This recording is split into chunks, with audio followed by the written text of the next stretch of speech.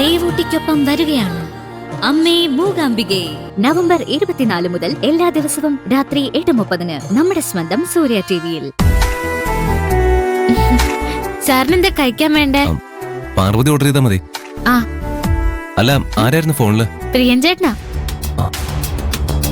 ഞാൻ ഹോസ്റ്റലിൽ എത്തിയോന്ന് അറിയാനാ വിളിച്ചേ. എന്നിട്ട് എന്തു പറഞ്ഞു? ഇല്ല, ആഹാരം കഴിക്കാൻ ഒരു തട്ടുകടയിൽ വന്നിരിക്ക. കഴിച്ചു കഴിഞ്ഞ് കൈലാഷ് സാർ എന്നെ ഹോസ്റ്റലിൽ കൊണ്ടുപോയി വിടുന്നു പറഞ്ഞു.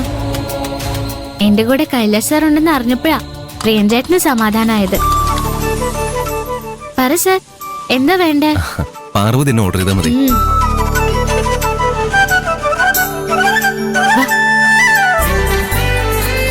ചേട്ടാ, എന്തൊക്കെയല്ലേ?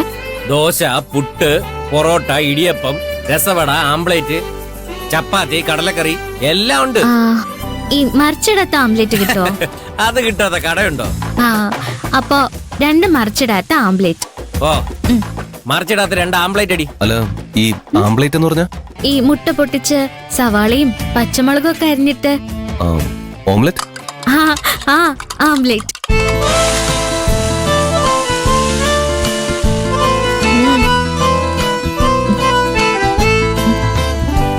ഹൃദയത്തിൻ നിറമായി പ്രണയത്തിൻ ബലമായി പനിനീർമലരായി നിറയൂ, നീർമണിയായി വന്നുതിരും അനുരാഗക്കുളിരേ, ഈരാവിനൊരാലിംഗനമേകൂ.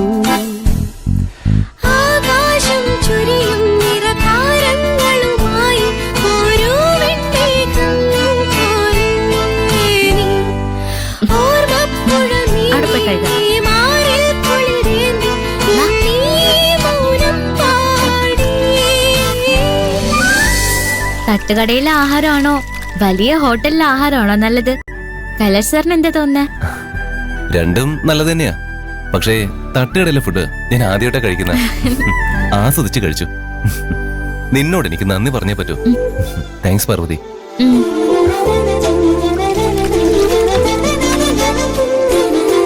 കൈ ഇതിൽ തുടച്ചോളൂ സാർ, കുഴപ്പമില്ല.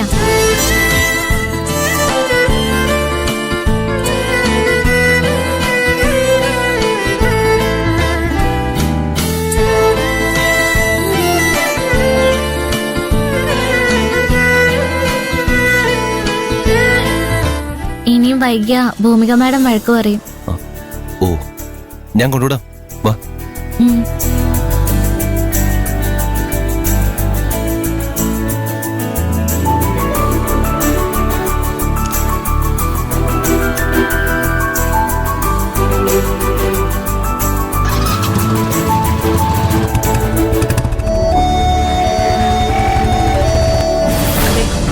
ഞാൻ പറഞ്ഞിരുന്നല്ലോ, ആദ്യമേ ഞാൻ അതങ്ങനെ പറഞ്ഞിരുന്നല്ലേ. അതെന്താ അങ്ങനെ ചെയ്യാത്തെ? ഓ, അത് ശരി.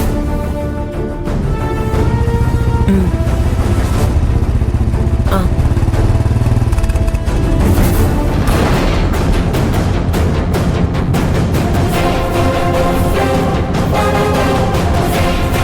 പറ, ആരാ ഇത്?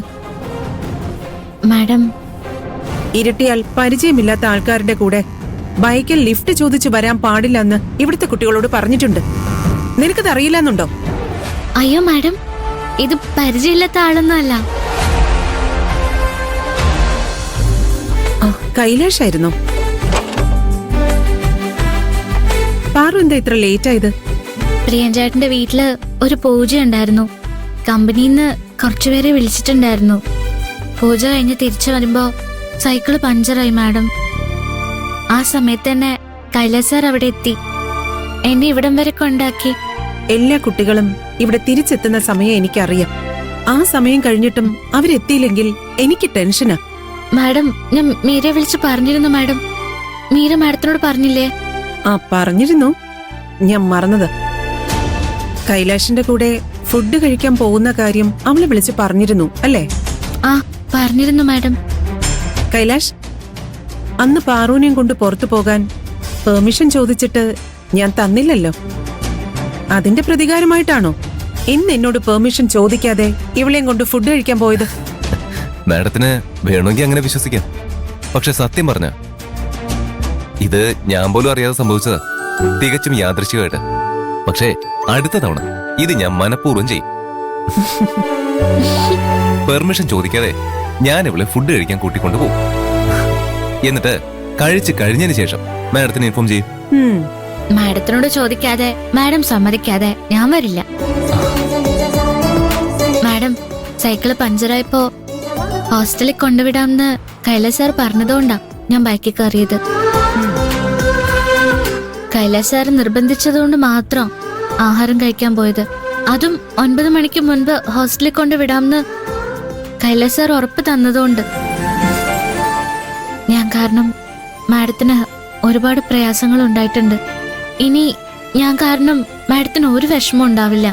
9 മണിക്ക് മുമ്പ് ഇവളെ ഞാൻ ഇവിടെ എത്തിച്ചിരിക്കുമെന്ന് തീരുമാനിച്ചെന്നെയാ ഞാൻ ഇവളെ ഫുഡ് കഴിക്കാൻ കൂട്ടിക്കൊണ്ടുപോയത്.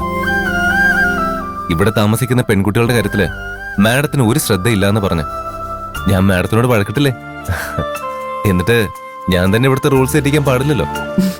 എന്റെ കുട്ടികളുടെ കാര്യത്തിൽ എനിക്കൊരു അശ്രദ്ധയില്ല, ശ്രദ്ധ കൂടുതലേ ഉള്ളൂ.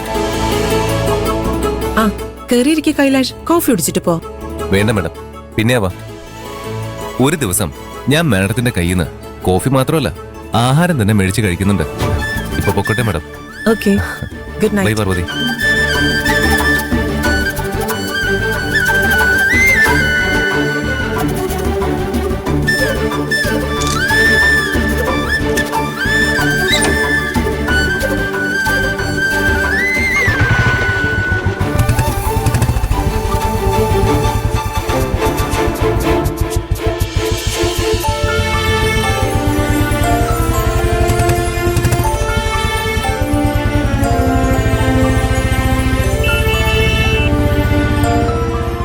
മാഡം, കൈലാഷ് സാറിന്റെ കൂടെ ഞാൻ ആഹാരം കഴിക്കാൻ പോയതുകൊണ്ട് മാഡത്തിന് എന്നോട് ദേഷ്യമുണ്ടോ? ദേഷ്യമൊന്നുമില്ല, പക്ഷെ ഇനി ഇത് ആവർത്തിക്കരുത്. വാ. ഉം.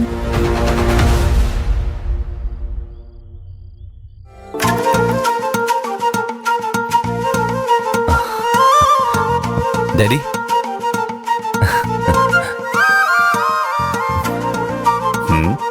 നിന്റെ മുഖത്തെന്താ പതിവില്ലാത്തൊരു സന്തോഷം? അക്കൗണ്ട്സും മറ്റും ചെക്ക് ചെയ്ത് ബോറടിച്ചപ്പോഴാ ബൈക്കിലൊരു റൈഡ് പോകാൻ തീരുമാനിച്ചത്. അത് ഇത്ര നല്ലൊരു തീരുമാനമാണെന്ന് അപ്പൊ എനിക്ക് അറിയില്ലായിരുന്നു. നല്ല തീരുമാനമായല്ലോ. നീ എന്താ അങ്ങനെ പറഞ്ഞത്? എനിക്കൊരു കമ്പനി കിട്ടി. ആര്? പാർവതി. പാർവതി നിന്റെ കൂടെ ബൈക്കിൽ വന്നെന്നോ? അതെ ഡാഡി. റൈഡിന് ആരെയും കൊണ്ടുപോകണമെന്ന് ഞാൻ പ്ലാൻ ചെയ്തൊന്നുമല്ല. ആകസ്മികമായിട്ട് വഴിയിൽ വെച്ച് അവളെ കണ്ടുമുട്ടിയതാ. അവളാണെങ്കിൽ സൈക്കിളിന്റെ ടയർ പഞ്ചറായി എങ്ങനെ ഹോസ്റ്റലിൽ പോകുന്ന അറിയാതെ നിൽക്കുമായിരുന്നു. ഹോസ്റ്റലിൽ കൊണ്ടുവിടാന്ന് ഞാൻ പറഞ്ഞപ്പോ അടുത്തുള്ളൊരു കടയിൽ സൈക്കിൾ സൂക്ഷിക്കാൻ ഏൽപ്പിച്ചിട്ട് അവൾ എന്റെ ബൈക്ക് കയറി. പക്ഷേ ഞാൻ അവളെയും കൊണ്ട് പോയത് ഹോസ്റ്റലിലേക്കല്ല. പിന്നെ ഏതെങ്കിലും നല്ലൊരു റെസ്റ്റോറന്റിലേക്ക് പോകാനായിരുന്നു എന്റെ പ്ലാൻ. പക്ഷേ തട്ടുകട മതിയെന്ന് അവള് പറഞ്ഞു. തട്ടുകടയിലെ ഫുഡ് ഒന്ന് പരീക്ഷിച്ച് നോക്കാന്ന് ഞാനും വിചാരിച്ചു. തട്ടുകടയിലെ ഫുഡിന്റെ ടേസ്റ്റ്